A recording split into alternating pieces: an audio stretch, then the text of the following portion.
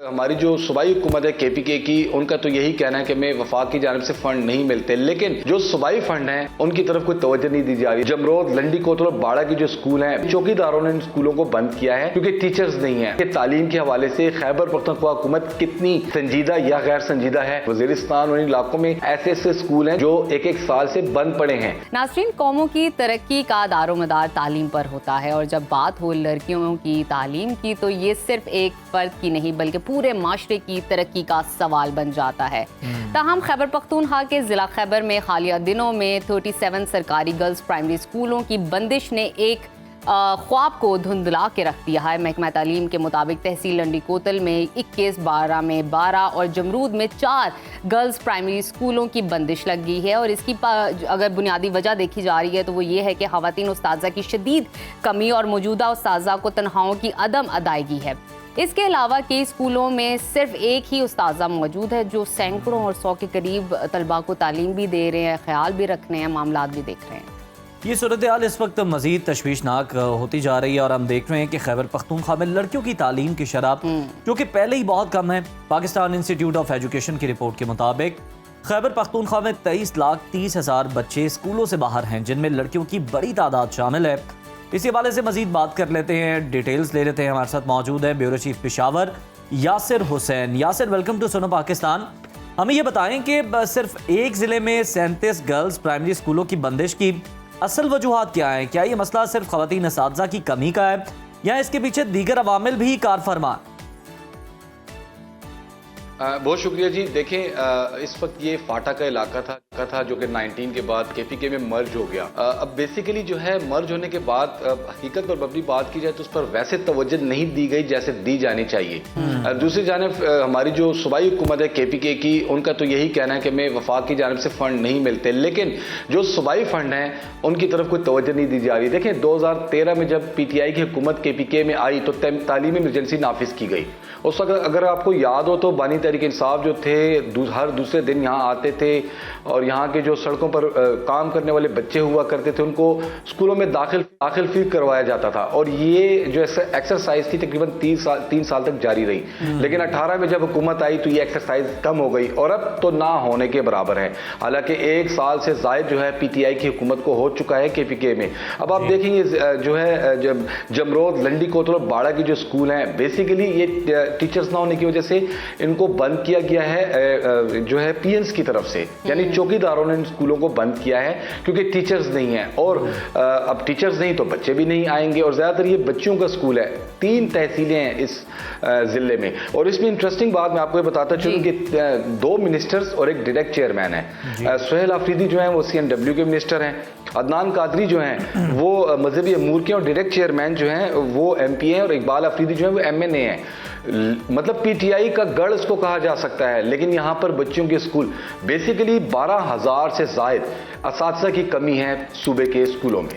Primary school और high secondary स्कूलों में टीचर्स नहीं हैं। कुछ अर्सा कबल जो है ITA के तहत एक टेस्ट हुए हैं टीचर्स की भर्ती के हवाले से, लेकिन वो टेस्ट भी जो है कैंसिल कर दिए गए हैं क्योंकि बन्नू में एक MPA के हुजरे में वो टेस्ट लिए जा रहे थे, लेकिन उस मामले को इंतहाई दबाया गया। अब आप अंदाज़ा लगा सकते हैं कि तालीम के हवाले से खैबर पख्तूनख्वा हुकूमत कितनी संजीदा या गैर संजीदा है। और इंटरेस्टिंग बात यह है कि अगर ऑफ रिकॉर्ड बात करूं, जानना चाहूंगी क्या महकमा तालीम ने उस्ताज़ा की कमी को पूरा करने के लिए कोई हंगामी इक़दाम किए हैं? कुछ ऐसा हुआ है कि भर्ती की जा सके उस्ताज़ा की?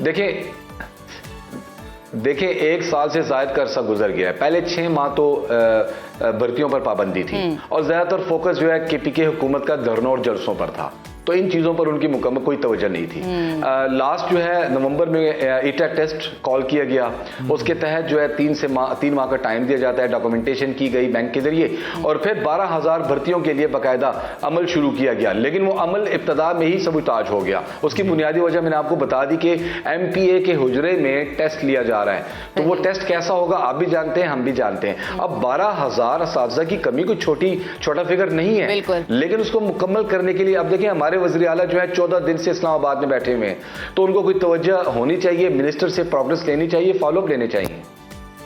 अच्छा यासिर, कुछ आप हमें इंफॉर्मेशन देने वाले थे, एक तो वो भी बता दीजिएगा जो बड़ी ख़ास है, और दूसरी जानिब हमें ये बताएं कि جو یہ اسکول بند ہوئے ہیں، یہ طالبات اور ان کے والدین اس بارے میں کیا کہتے ہیں؟ کیا انہوں نے کسی احتجاج یا مطالبہ کا اظہار کیا ہے اس موقع پر؟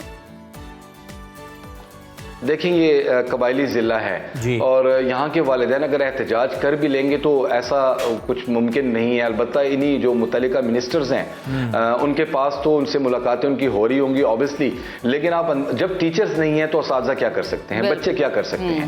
یہ سوچ تو صوبائی حکومت کو کرنی چاہیے کہ ان کو ہنگامی طور پر کانٹریکٹس کے ذریعے کانٹریکٹ پہ فی الحال خواتین کو لے آئیں. اب دیکھیں جن خواتین کو انہوں نے بھرتی کیا ہوا تھا وہ پروجیکٹس پر چلی بھیج دی گئی، اور جب ان کا کانٹریکٹ ختم ہو گیا تو ان کی جو ہے ٹیچنگ بھی ختم ہو گئی.